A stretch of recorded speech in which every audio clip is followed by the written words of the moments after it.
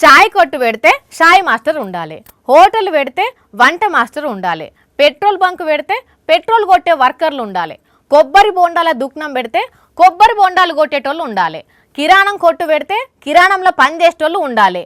దుకాణం చాలు చేస్తున్నాం అని అంటే దాంట్లో పని చేసేటోళ్ళు బరాబరుగా ఉండాలి. ఉంటేనే పని అవుతుంది కదా. కానీ ఇడ ఏమైందో తెలుసునా? ఆరాటం 6 పాళ్ళు చేత 3 పాళ్ళు అన్నట్టే అయింది. భద్రాద్రి కొత్తగూడెం జిల్లాల ప్రజాపాలన హెల్త్ క్యాంపు ముచ్చట. గీదేంది ఇంత బ్రహ్మాండంగా ఎమ్మెల్యే గారు హెల్త్ క్యాంప్ ఓపెన్ చేసిండు. 100 మంది పబ్లిక్ వచ్చిర్రు.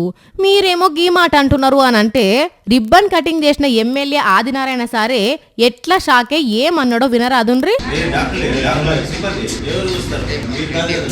నేను దేనికి వచ్చినట్టు ఎమ్మెల్యే ఎందుకు వచ్చినట్టు పిలిచిన ప్రభుత్వం దాశమాచ కార్యక్రమం చేయట్లేదు కదా. పూష్ణికత సల్లగుండా ఇన్నారుల్లా ఉరుకులాట ఉత్తసాటనట ముచ్చట అంతా. ఇంత బ్రహ్మాండంగా హెల్త్ క్యాంపు పెడితే అసలు డాక్టర్లు సిబ్బందే లేరట. పేరుకు మాత్రం ఇగో గట్టిగా ఖర్చు పెట్టి ఈ ప్రోగ్రాం పెట్టిర్రట. అసలు డాక్టర్లే లేని క్యాంపుకు నన్నెందుకు పిలిచిర్రు? ఇప్పుడు గింత మంది వచ్చిర్రు, ఎవరు చూస్తారు, ఎవరు మందులు రాస్తారని గరమైండు సారు. అట్లనే ఫోన్ అందుకొని పెద్ద ఆఫీసర్కు ఫోన్ కొట్టి ఒక్క డాక్టర్ కూడా ఇప్పుడు లేదు సార్. ఇది ప్రజాపాలన కార్యక్రమంలో హెల్త్ తీసుకుంటున్నారు సార్. ఇది ఒకసారి ఇమీడియట్ గా దాని యాక్షన్. ఇగో గిట్లున్నదుల్లా ముచ్చట.